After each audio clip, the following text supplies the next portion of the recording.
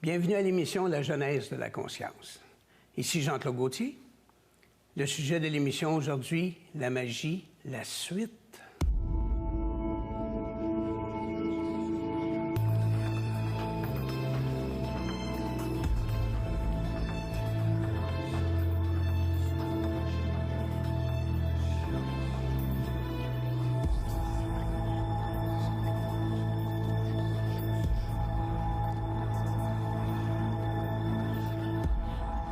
Bienvenue Normand Pinard.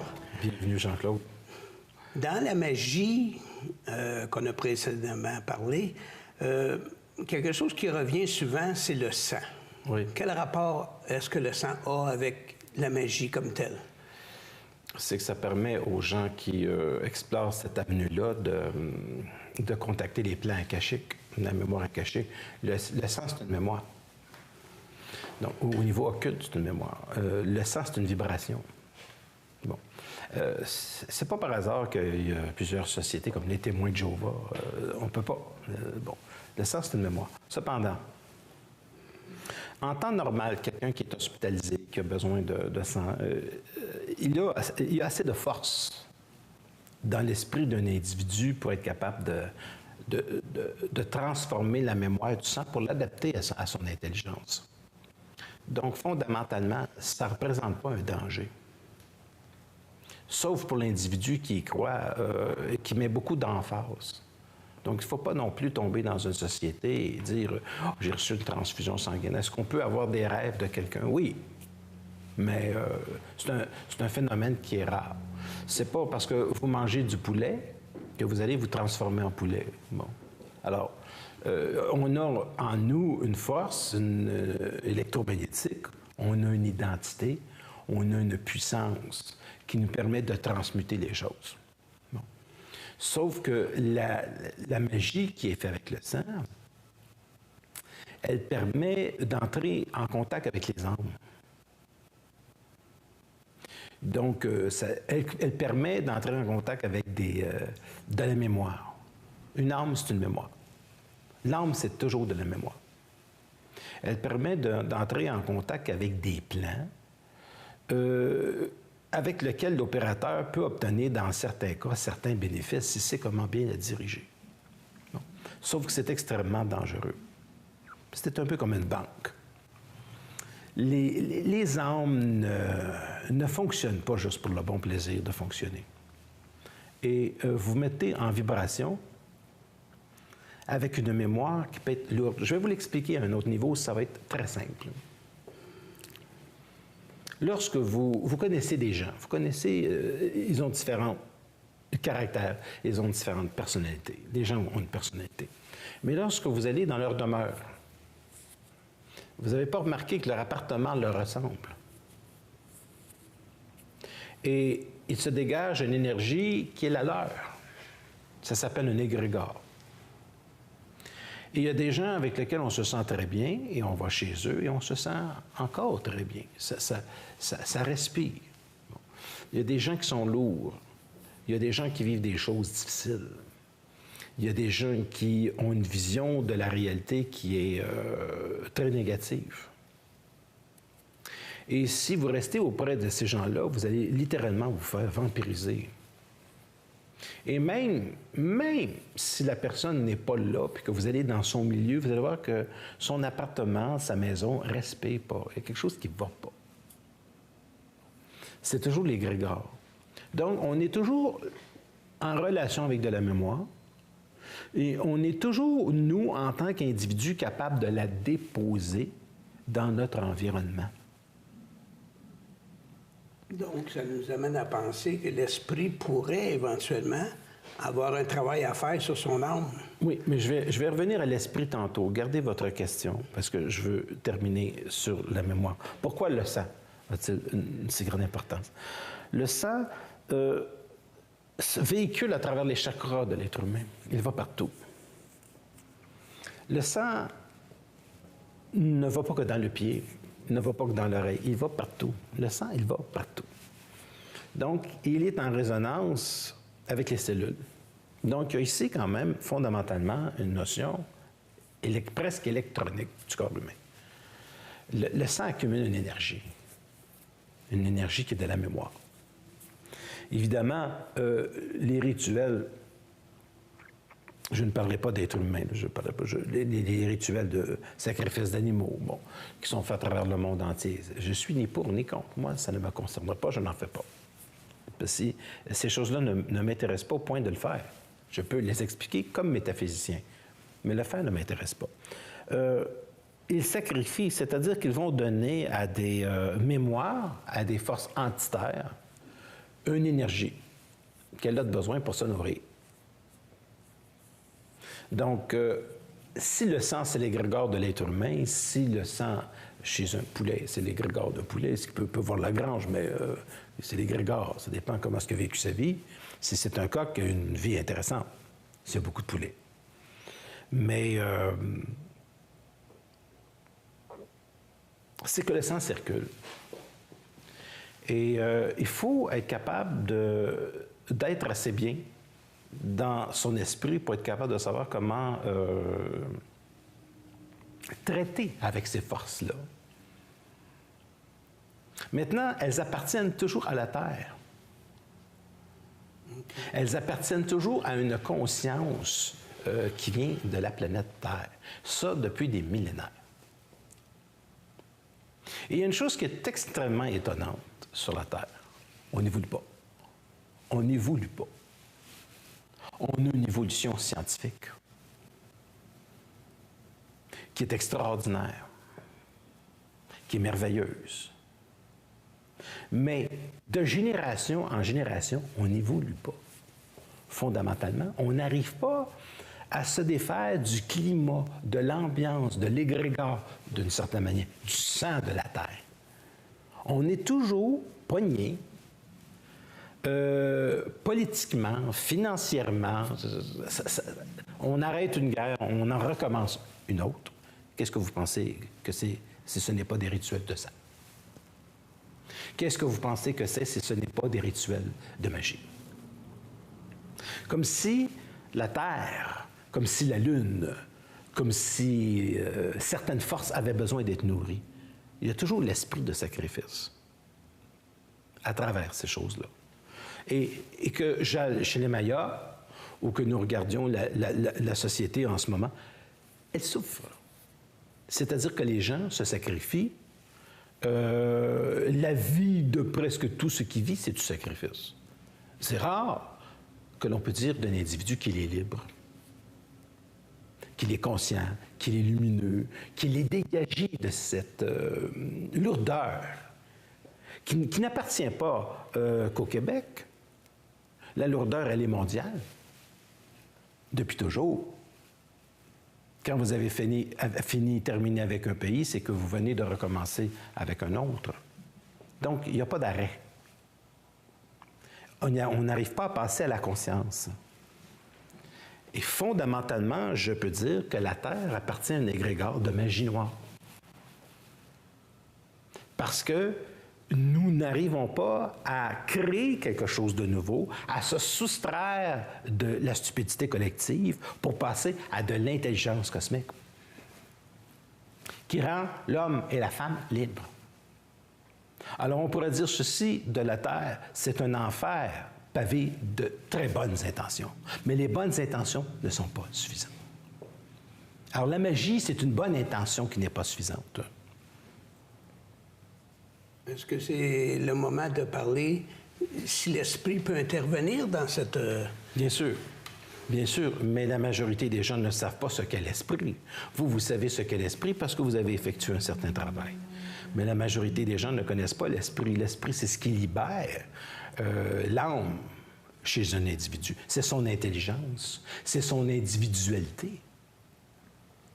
Les gens n'ont pas d'individualité. Les gens ont de la mémoire. Et automatiquement, ils sont toujours en résonance avec la vibration d'une magie, d'une hypnose qui appartient à un inconscient collectif terrestre. Fait que si vous avez la capacité de voyager, même pas besoin de faire un voyage astral, si vous avez la capacité de voyager à travers le monde, vous prenez l'avion, vous allez voir des habitudes de vie. Vous allez voir que les gens croient. Est-ce que vous allez voir que les gens sont libres? Est-ce que vous allez voir que les gens sont intelligents? Ça, c'est autre chose. Mais les gens croient. Mais dans la croyance, il n'y a pas d'intelligence. Jamais. Il y a quelqu'un qui avait dit un jour, c'est incroyable comment les gens ont besoin de croire. Rassurez-vous, c'est une couleur typique, mais je ne suis pas en train de boire un avatar. je ne peux pas m'empêcher de prendre ça avec un peu d'humour. Oui, vous dites. Oui, évidemment. Oui, c'est ça, c'est que les gens, même ceux qui veulent étudier de la conscience, se mettent en groupe. Oui. Ça devient des groupes spirituels, oui. mais oui. C'est pas de la conscience en groupe. Ça me rappelle Yvon Deschamps, que j'avais rencontré, qui m'avait dit les gens sont des suiveux. Et maintenant que je ne suis plus les autres, je suis même devenu un exemple à suivre parce que je ne suis plus les autres. Oh oui, alors, c'était dans le monologue de Roger Larivière. Et c'était quelque chose de bien dit, c'était quelque chose d'intelligent, c'était quelque chose de formidablement brillant. Et puis ensuite, ça c'était en 1990, Yvon avait commencé à parler de ses monologues. Il en a fait beaucoup. Donc, il les a repris. Donc, pour en revenir à votre question, oui, il y a de l'esprit, et de l'esprit, c'est la faculté d'être au royaume des gens qui suivent. Donc, c'est un principe, puis je vais en parler éventuellement, un principe qui permet à l'individu de passer à son individualité. Donc, de se défaire de la conscience maudite de l'humanité sur laquelle l'être humain est assujetti depuis 3000 ans. 3000 ans. Être assujetti, c'est longtemps. Alors, on n'évolue pas. Si vous parlez à des adolescents, vous allez voir que c'est à peu près le même discours.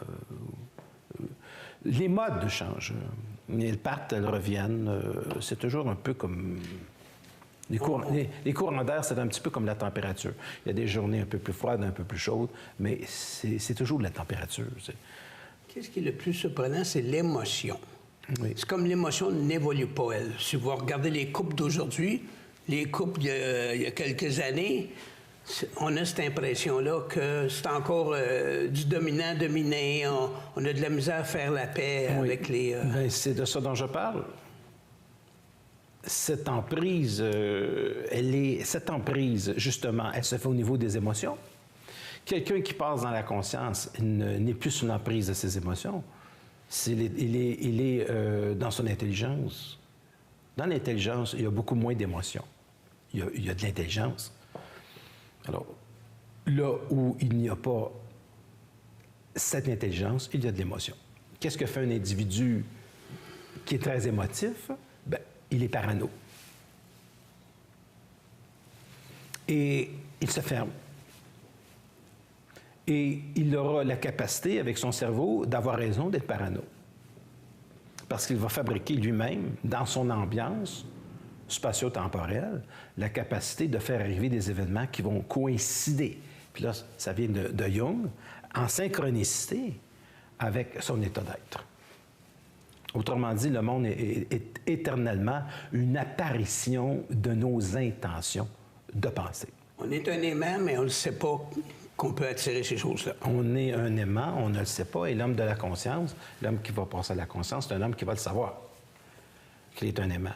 Parce qu'on est de l'énergie en interrelation avec de l'énergie. Arrêtez de croire puis commencez à le savoir. Il ne faut pas croire, il faut le savoir. À ce moment-là, lorsque c'est expérimenté, lorsque c'est su, il n'y a pas d'autre religion. L'individu, il a une individualité propre qui n'appartient pas à l'individualité des Amérindiens, qui n'appartient pas à la magie des anciennes religions, qui n'appartient pas à aucun rituel de sang qui a été utilisé lors de ces anciennes civilisations.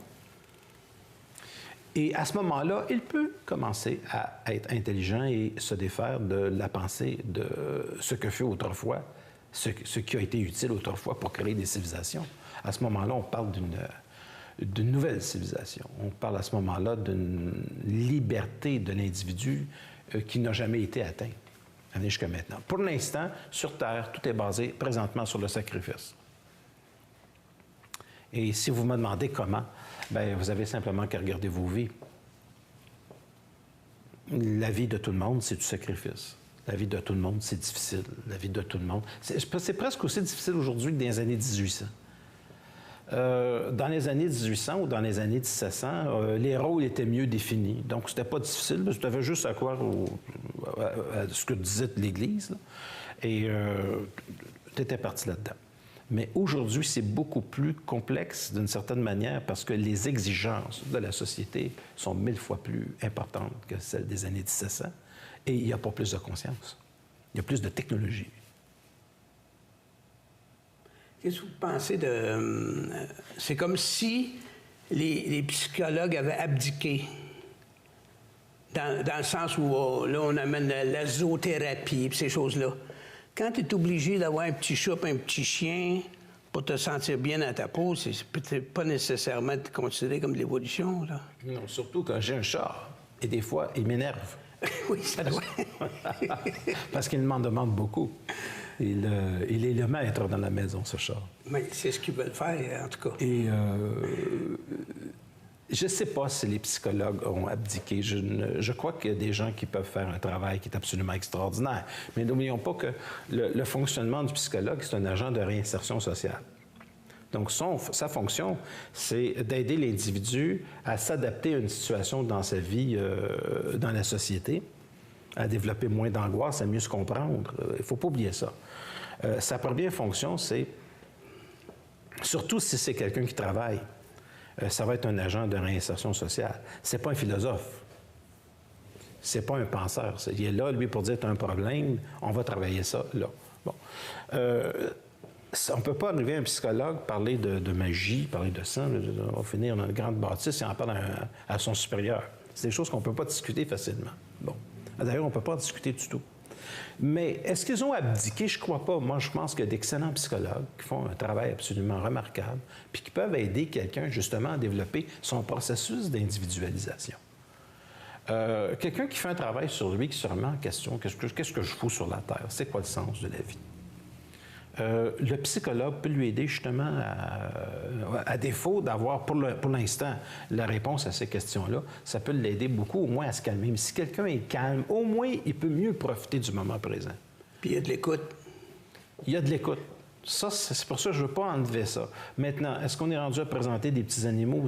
Écoutez, s'il y a des gens âgés, puis que l'Alzheimer, une des premières manifestations de l'Alzheimer, c'est de perdre l'odorat et le goût, bien, le fait de développer l'odorat et le goût à des gens âgés, est-ce que ça peut les aider? C'est aux scientifiques de répondre. Mais pourquoi pas essayer? D'accord? Puisque c'est les premières parties qui indiquent chez quelqu'un.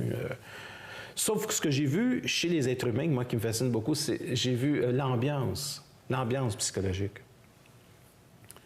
L'ambiance émotive qui se dépose dans tout. Dans les meubles, surtout chez leurs amis, et surtout les événements qui leur arrivent. Moi, j'avais une personne qui était une journaliste, qui rentre dans la voiture et qui cherchait toujours des accidents. et elle a failli avoir un accident. Et j'ai dit, bon, ben là, moi, tu vas débarquer ici.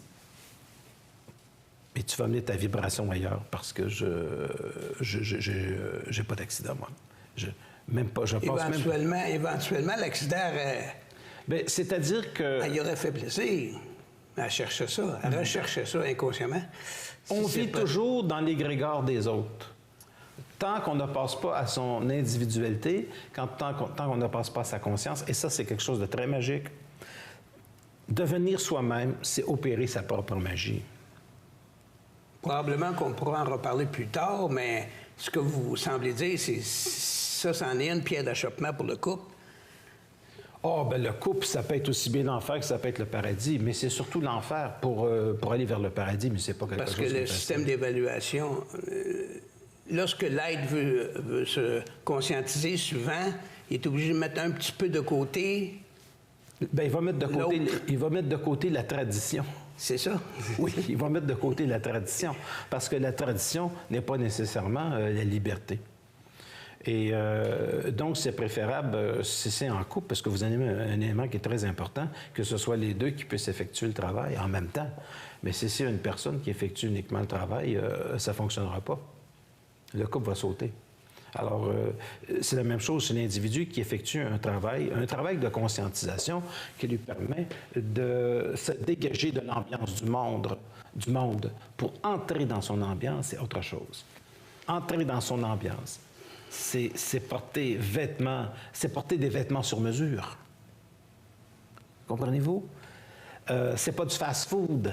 Non, j'imagine. Moi-même, encore dernièrement, je me suis dit, cette nourriture, j'ai amené un changement extraordinaire dans la nourriture.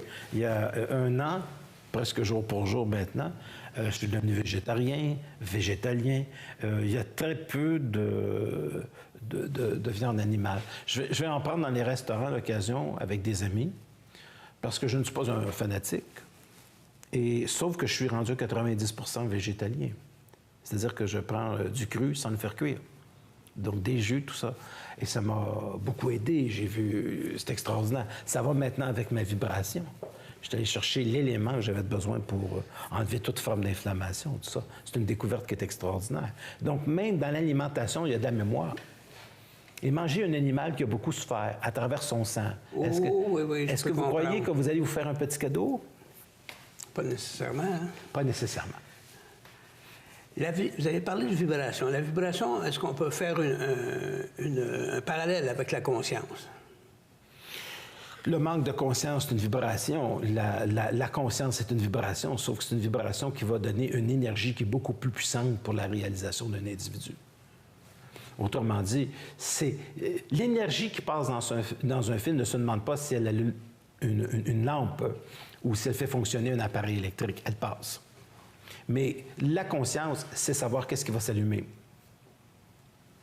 Qu'est-ce que ça va faire fonctionner? C'est ça de la conscience. C'est l'utilisation de l'énergie pour faire arriver un projet qui est précis. C'est l'utilisation de l'énergie pour allumer le bon objet. C'est l'utilisation de l'énergie pour être capable de focaliser sa volonté sur quelque chose qui est extrêmement précis pour avoir une vie qui est plus facile. C'est être au bon moment à la bonne place. Donc, ici, on est dans la philosophie allemande. Schopenhauer, Husserl. Schopenhauer. Oui, évidemment. On ne peut pas passer à côté. Donc, il faut comprendre qu'on vit dans un monde d'énergie, mais il faut se soustraire, à un moment donné, à de l'énergie qui a été utile au développement des civilisations, mais qui ne l'est plus. Sinon, on recommence toujours sa première année. Puis ça, on appelle ça du karma, puis on appelle ça de la réincarnation. Mais l'esprit doit finir par arrêter de se réincarner et se réaliser. L'esprit ne se réincarne pas. L'esprit est libre. L'âme se réincarne. L'âme se réincarne. L'esprit, il est pogné. Pas l'esprit, l'âme, elle est pognée. L'esprit, c'est de la lumière. L'esprit, c'est de l'intelligence. On ne peut pas expliquer de l'intelligence. L'intelligence, c'est quelque chose qui passe dans l'être humain d'une manière qui est extraordinaire et ça l'allume. C'est Eureka, c'est la petite lumière au-dessus de la tête. C'est ce qui permet à un être humain de dire « je m'en vais là, je vais réaliser ça, je vais être capable d'atteindre ça, je ressens cette chose-là ». Donc, la relation qu'on a avec le monde, elle est extraordinairement intuitive. Donc, vu que l'intuition est comme un peu plus raffinée, même l'alimentation, même les choses qu'on fait dans la vie sont différentes. On ne peut pas être juste conscient d'un pied, même s'il y a des gens qui pensent juste comme un pied. La conscience, pour moi, c'est tout le corps. Pour moi, la conscience, c'est tout. Ça ne peut pas être une chose.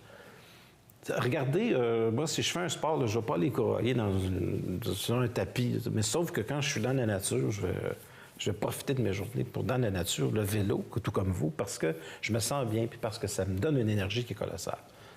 Alors déjà là, la plus grande des magies blanches, c'est de se retrouver dans la nature parce que c'est dans la nature où vous pouvez aller chercher une tonne d'énergie. Vous pouvez être complètement à plat et aller vous recharger en moins d'une quarantaine de minutes. Oui, ça n'a pas le même effet que de l'asphalte. Ça n'a pas le même effet que l'asphalte, et encore moins le même effet qu'un autobus qui peut vous rencontrer sur une rue. Un truck. Alors, non, c'est être dans la nature, être avec soi-même, vivre là, dans cette paix-là, maintenant, Et c'est tout de suite opérationnel parce que ça permet de, si l'individu n'est pas trop agité, ça lui permet d'aller chercher une énergie qui est colossale. Une énergie qui peut le transformer complètement. Alors, manger, ça va avec ça. La nourriture, ça va avec ça. La conscience, on ne peut pas l'avoir juste à un petit niveau. Elle s'installe partout ou alors on n'en a pas. Pour les gens qui veulent aller plus en profondeur, naturellement, on peut vous joindre pour les, les conférences, je donne des conférences, pour les consultations. Oui. Je donne des conférences une fois toutes les 2 semaines au 514-254-5919. Il y a mon site web qui est www.normandpinard.com. Alors, il y a 18 pages de toutes les activités que je fais. Mais en général, il y a des gens qui viennent me voir pour les consultations en voyance.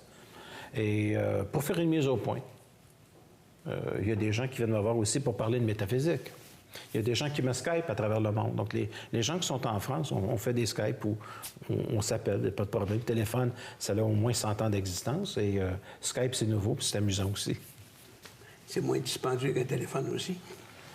Non, parce que maintenant... Pour les Français, je parle. Non, la même chose. Les prix maintenant au niveau international, c'est qu'il y a des forfaits que ça n'a rien à voir avec les années 60. Ça a changé. Pour la prochaine introduction... émission, je vais parler de la conscience. On va revenir à la conscience. Oui, je veux développer ça, passer de la magie à la conscience, tout ça, et parce que c'est la chose qui est la plus importante. Oui, évidemment. Mais je me demandais, on avait parlé du couple, si on va y revenir aussi plus tard, parce qu'il y a beaucoup de gens qui s'interrogent au niveau d'un couple et surtout de quelle façon. Je vais regarder pour la fin de la série d'émissions le couple pour pas qu'il y ait de divorce. Oh boy! Ça va être intéressant d'abord. Non, ce sont des plaisanteries. Allez pas vous imaginer qu'un individu comme moi est toujours très sérieux. J'aime ça, m'amuser. Merci beaucoup, Normand Pinard, pour ces précieux conseils. Merci, Jean-Claude. Le plaisir est pour moi.